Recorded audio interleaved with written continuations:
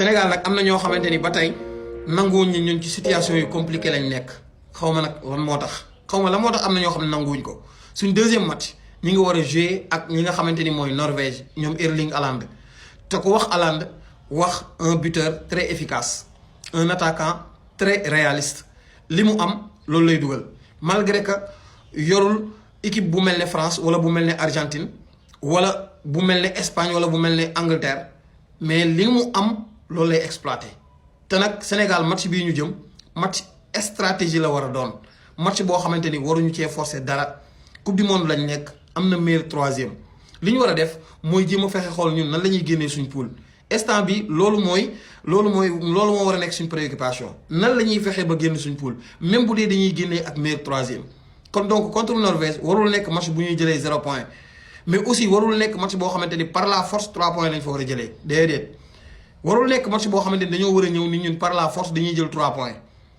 warul nekk match boobu parce que match boo xamante ni nii da ngay ñëw di forcer buñ forcer contre Norvège mën nañ cee am luñ ci naqari kon donc match la boo xamante ni waruñoo forcer buñ ñëwee mu nooy ñu mën a gagné Norvège nañ ko gagné suñ ko mënta gagné nañ négocier am match nul jël suñu benn point xaar contre Irak dernier match bi jéem a xool nuñ gagné Irak pour jël meilleur troisième nga xamante ni dinañu mën a permettre ñu génn suñ poule dem ci phase à élimination directe nga xamante ni su boobaa match yee moom benn match la match xaru la mais bu fekkee dañoo ñëw ci match de poule bi ñu bëgg a forcer damay ragal ñu jëlee ci lu ñu naqari te match la boo xam ne waruñoo forcer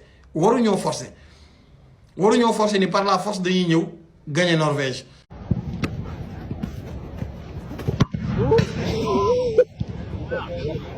Allahu akbar.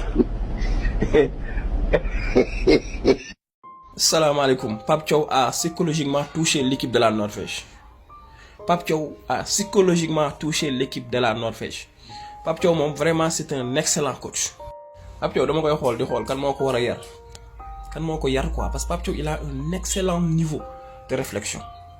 Sénégalais yu bëri dañ koy xool Sénégalais dafa tàmm di la xool ni moom moo joué woon ñaari tali moo footballoon équipe nationale dem football ay match ñëw footballaat ñaari tali. Sénégalais yu bëri loolu lañ koy xoolee moo tax duñ ko jox respect bu mu am parce que Sénégalais dafa bëgg koo xamante ne da ngay jóge fële def ay wesh def affaire yooyu ñu respecté la wala ñuy soog a xam sa niveau. mais bu fekkee da nga lucide nga nekk un très bon observateur mais de Pape Thiaw c'est un excellent coach un grand mentaliste parce que il a psychologiquement touché l'équipe de la Norvège il les a eu psychologiquement.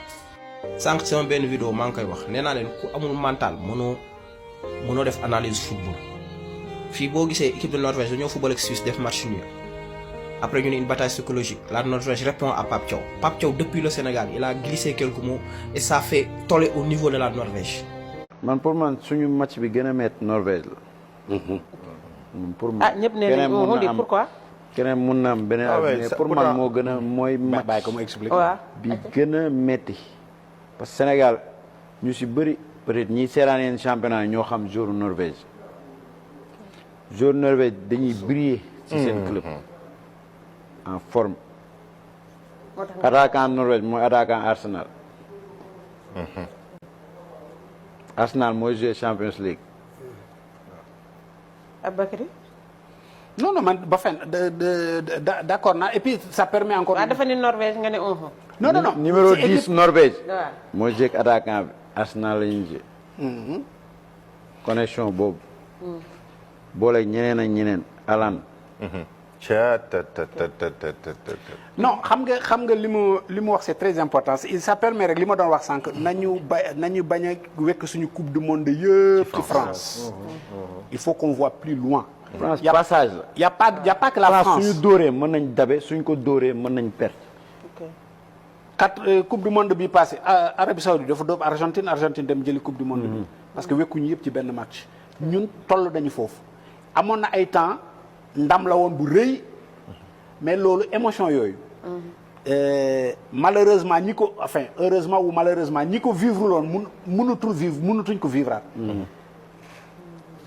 jëkk ñëw dóor France loolu lu mu nekk ci histoire dans l'imaginaire collectif. bon ñun am nañu chance vivre ko am na ñoo xam ne bon ils étaient beaucoup plus jeunes xamuñu ko.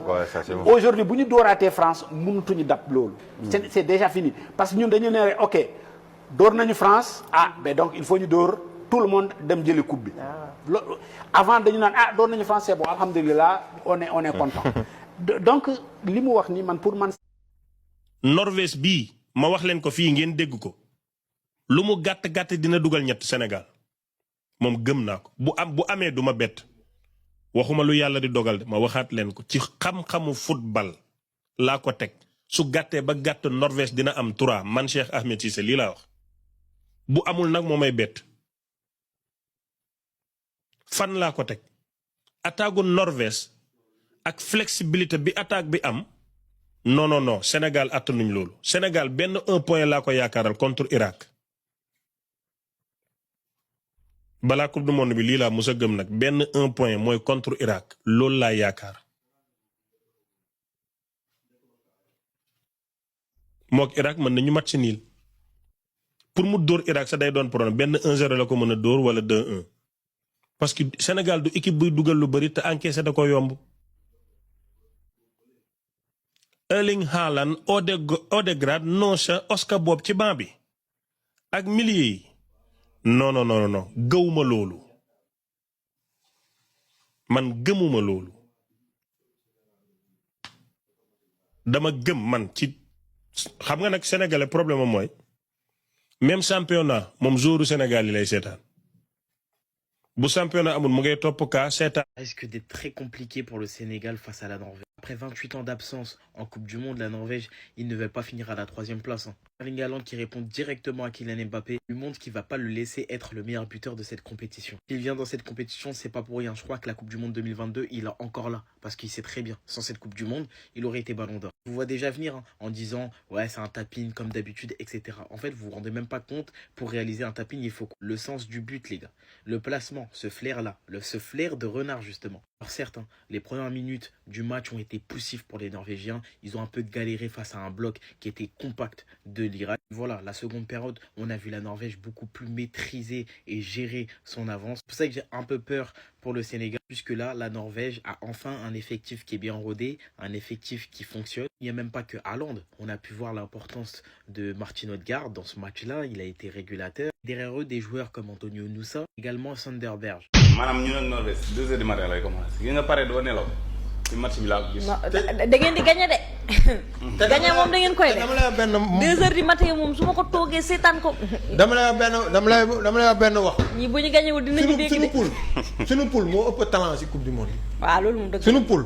ndax ñun suñu équipe rek ñun talent képp lañu. waaw suñu France talent képp la. suñu poule moo ëpp talent. Norvège talent Irak daal laa xamul bu baax. non Irak man waxuma Irak mais dama ne ñun suñu équipe mais ay joueurs championship. suñu ñetti équipe yi.